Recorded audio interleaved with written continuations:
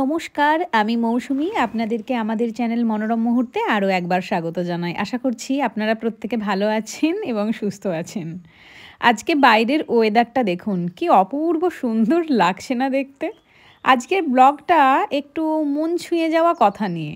আমি যখন প্রথম ভারত থেকে ইউরোপে এলাম, তখন সব কিছুই ছিল এক্কেবারে নতুন। ভাষা, মানুষ, পরিবেশ সবই যেন অচেনা। প্রথম সত্যিই কষ্ট হতো, কিন্তু আমার পাশে ছিল আমার হাজব্যান্ড। তাই আস্তে আস্তে সব সহজ হয়ে গেল। এখানে এসে আমি অনেক কিছু শিখেছি সময়ের মূল্য, প্রকৃতির সৌন্দর্য বুঝতে শিখেছি, আর শিখেছি শান্তিতে বাঁচতে। ইউরোপ সত্যিই যেন এক স্বর্গ। দেখতে পাচ্ছেন আমার বাড়ির জানালা থেকে কি অপূর্ব এই জায়গাটা দেখতে লাগছে না? আমার জানালার বাইরে তাকালেই দেখি রং বদলানো আকাশ, নিঃশব্দ রাস্তাগুলো, আর প্রতিদিন নতুন এক দৃশ্য। তবে এই স্বর্গেও মাঝে মাঝে মন কেমন করে। মায়ের মুখটা খুব মনে পড়ে জানেন, বাবার হাসিটা, ঋদ্ধির মুখটা, বোনের মুখটা, সকলের মুখ খুব মনে পড়ে। আর আমার দেশ, আমার ভারত। কালকে তো আমি বাজার থেকে এসে কোনো কিছুই বের করিনি, তো আজকে আমাকে এগুলো সব বের করতে হবে। এরপর সন্ধেও হয়ে আসছে, রান্নাটাও করে নিতে হবে। তো আমি সমস্ত কিছু জিনিস বের করে নিয়েছি। এখানে বেশিরভাগই জিনিস আমরা বায়োর ইউজ করি, আর এটা হচ্ছে এখানকার দুধ। তো এই দুধটাও ভীষণ ভালো। আর প্রচুর ফলও নিয়েছি, সসেজ নিয়েছি, এখনও বেশ কিছু বের করতে হবে। আর এই চিনিটা দেখুন, আখের চিনি, মানে আখ থেকে নাকি এই চিনিটা তৈরি হয়েছে। আমার খুব ভালো লাগছিল, তো সেই জন্য নিয়ে নিলাম। আর এগুলো এক ধরনের প্লাম, খুব ছোট ছোট, কিন্তু ওই আর কি খেতে ছিল খানিকটা আর কি টক ঝাল মিষ্টি টাইপের, কিন্তু খেতে বেশ ভালো ছিল। আর এটা একটা মেলন। আমি বললাম কেটে ওকে খেতে, ততক্ষণকে আমি একটু রান্না টান্না করে নিই। এই রান্নাটা কিন্তু আমার ইউটিউব দেখেই শেখা। সমস্ত মশলা এর মধ্যে মাখিয়ে নিয়ে ভাপের মধ্যে দিয়ে একবার উল্টে পাল্টে নিলেই রান্না রেডি হয়ে যায়। এই দেখুন, একদম রান্নাটা সহজ। 15 মিনিটের মধ্যেই আমার রান্না রেডি। যাক, স্যামন মাছটা রান্না করে নিলাম। এবার এই গাছটাতে দেখুন কত নাশপাতি ধরেছে, কিন্তু খাবার লোকই নেই। তারপর ও আমাকে ডাকলো, বলল আমাদের বেডরুম থেকে নাকি আরও সুন্দর ভিউ দেখা যাচ্ছে। তো এসে দেখলাম সত্যি এখানের মানে পড়ন্ত বিকেলগুলো এত সুন্দর লাগে, আমি হয়তো বলে বোঝাতে পারবো না। পুরোটাই মনে হচ্ছে যেন একদম জল রং করে দিয়েছে কেউ। মানে আমরা ছোটোবেলায় দেখতাম না যে এরকম সুন্দর সুন্দর জায়গা ক্যালেন্ডারের মধ্যে দেখতাম, তখন ভাবতাম এগুলো কি আদেও সত্যি হয়? এখানে আসার পর মনে হলো না, সত্যিই ওগুলো সত্যি হয়। রান্না তো করে নিয়েছিলাম, কিন্তু হঠাৎ করে ও বলছে চল আজকে দুজন মিলে ইন্ডিয়ান একটা রেস্টুরেন্টে খেয়ে আসি। তো দুজন মিলে আমরা বেরিয়েই পড়েছি। অনেককেই দেখি জানেন এখানে থেকে স্থায়ী হয়ে যাচ্ছে, সিটিজেনশিপ নিচ্ছে, কিন্তু আমার মনে হয় না আমি বা আমার হাজব্যান্ড সেটা করতে পারবো কোনো দিন। আমাদের শেকড়, আমাদের মা মাটি সব তো সেখানেই। মা ডাকছেন, ফিরতেই হবে কোনো না কোনো দিন।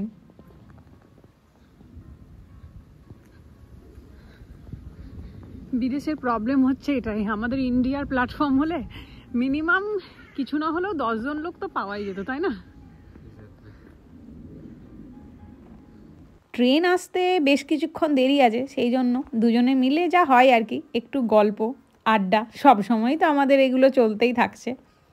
এখানে জীবন কিন্তু ভীষণই স্মুথ। এখানে একটা BMW কেনা সত্যিই বড় ব্যাপার নয়। ব্র্যান্ড যেন প্রতি পদে পদে জীবনের অংশ। কিন্তু আমি জানি ভারতের সেই সংগ্রাম, সেই কষ্টের মাঝেও না একটা অন্যরকম ভালো লাগা আছে, একটা আলাদা ভালোবাসা আছে। সেটা বিলাসিতার চেয়ে অনেক বড়। আজ রাতে আমরা যে রেস্টুরেন্টে যাচ্ছি, সেই রেস্টুরেন্টটাও এর আগে আমি শুনেছি ওর কাছে ভীষণই ভালো। আর এর আগেও আমরা খাবার আনিয়েছিলাম। আমার হাতে একবার ফ্র্যাকচার হয়েছিল, তো তখন ওখান থেকে একবার খাবার আনিয়েছিলাম, বেশ ভালোই খেতে। তো ট্রেন আসছে, কিচ্ছু শুনতে পাবেন না, দাঁড়ান।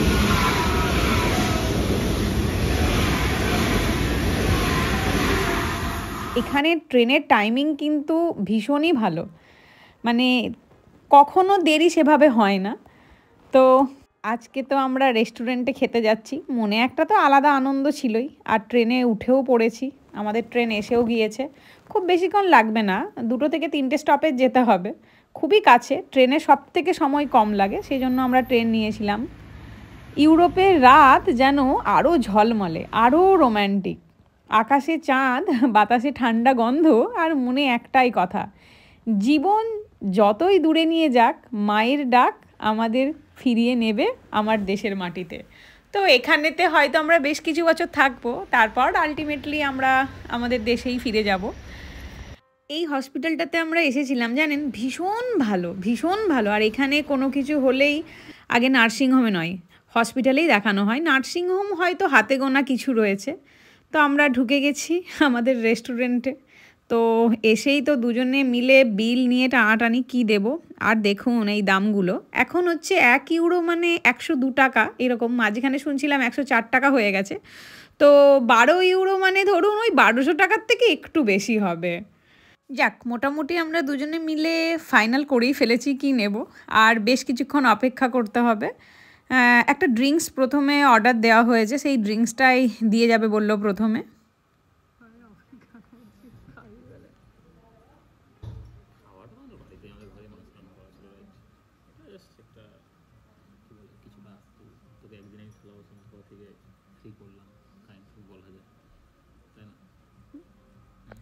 সত্যি এই ম্যাঙ্গোর যে ড্রিঙ্কসটা ছিল সেটা সত্যিই অপূর্ব খেতে, অপূর্ব খেতে। আমি তো মানে জাস্ট মোহিত হয়ে গেছি ওটা খেয়ে। ওকে তো বললাম যে এটা কিন্তু খাওয়াই যায় এখানে এলে, তো ও আমার সাথে একমত, বলছে না খাওয়াই যায় এটা।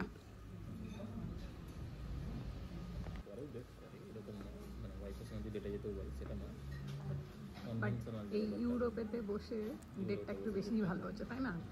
কারণ এখানে তো আর এখানে তো কোনো রুলস রেগুলেশন নেই ভালোবাসার।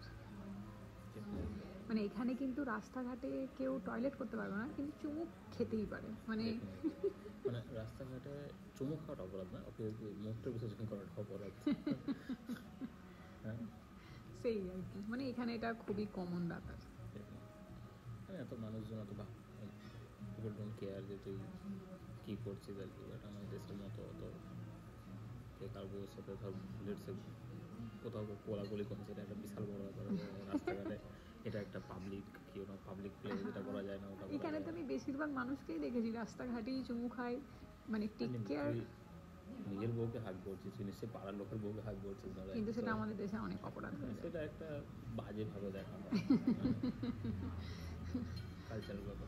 প্লাস আবার আমি এখানে দেখেছি যে ওয়াইফের ব্যাগও হাজব্যান্ডই নিয়ে যায়, সেটা তো আমাদের দেশে একটা হেল্প সবসময় তো করতে হবে, তুই সবসময় একদিক থেকে দিবি, সেটা তো হয় না। আমার মনে হয় দুজনেই দুজনকে সমানভাবেই রেসপেক্ট করা উচিত। তুই একদিকে এফোর্ট দিলে উল্টো দিকে তবেই এফোর্ট আসবে না, মানে আদারওয়াইজ অবশ্যই কোনো সিঙ্গেল ওয়েতে একজন ধর সারা জীবন করে যাচ্ছে, দিন শেষে একটা সময় পর সে বোর হয়ে যাবে, তার মনে হবে যে ভাই ওয়াই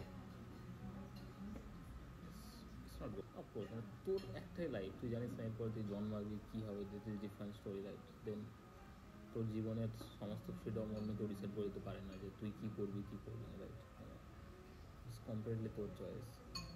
মানে এটা নিয়ে কেউ জাজমেন্টাল হয়ে, মানে আমার মনে হয় কারোরই কোনো অধিকার আছে এটা নিয়ে কমেন্ট করার যে কেউ কীভাবে থাকবে। ইটস অ্যাবসলিউটলি রং। মানে তাদের কোনো অধিকারই নেই যে কারোর মানে কী পড়ছে, কী খাচ্ছে, তার ওয়াইফের সাথে হাজব্যান্ড সাথে কীভাবে ঘুরছে, এটা মানে কারোর কোনো মন্তব্য, কোনো অধিকারই থাকা উচিত নয়। মানে this is absolutely wrong. So many thing The restaurant is sehr soon. Yes, restaurant is there soon. Really good. Good.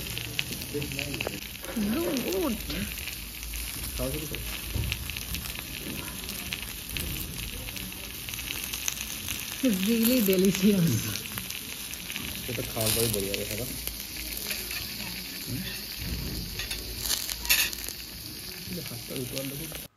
খাবার চলে এসেছে, খাবার দেখেই তো মনে হচ্ছে কখন আমি এগুলো খাবো। তো আমি আরও দুজন মিলে আস্তে আস্তে খাবারগুলো প্লেটে নিয়ে নিলাম, ওই আমাকে প্লেটে আস্তে আস্তে দিয়ে দিচ্ছিল। তো খেয়ে দেখলাম সত্যিই সুন্দর, বিদেশে বসে এর থেকে বেশি আর কী বা আশা করা যায়। তো আমরা বেশ কিছু খাবার নিয়েছিলাম আর ও বলল মোটামুটি খাবারগুলো খেতে বেশ ভালো ছিল, প্রত্যেকটা জিনিসই ভীষণ ভালো ছিল যতগুলো নিয়েছিলাম। তো আমার মনে হয় মাঝে মাঝে আসাই যায়। কেমন লাগছে বলো? Ist sehr gut. Danke. জানেন এখানে আসার পর আস্তে আস্তে না আমিও প্রচুর ডিসিপ্লিন আমার মধ্যে এসেছে, ইভেন ওর মধ্যেও। এখানে মানুষজনের কাছ থেকে যেটা সব থেকে আগে শেখা দরকার সেটা হচ্ছে ডিসিপ্লিন। আপনারা সত্যি ভাবতেই পারবেন না যে এখানে 100 বছর বা তার ওপরেও ভদ্রলোক বা ভদ্রমহিলা এত সুন্দরভাবে হেঁটে যায়, ঘুরে বেড়ায়, মানে তাদের ডিসিপ্লিন দেখলেই মাথা খারাপ হয়ে যাবে। তো এইগুলো আমি এখান থেকে রোজই শিখছি। আর আমি রিসেন্টলি শিখছি জার্মান ল্যাঙ্গুয়েজ, হয়ে গেল প্রায় 1 মাসেরও বেশি। তো আজকাল চেষ্টাও করি আমি।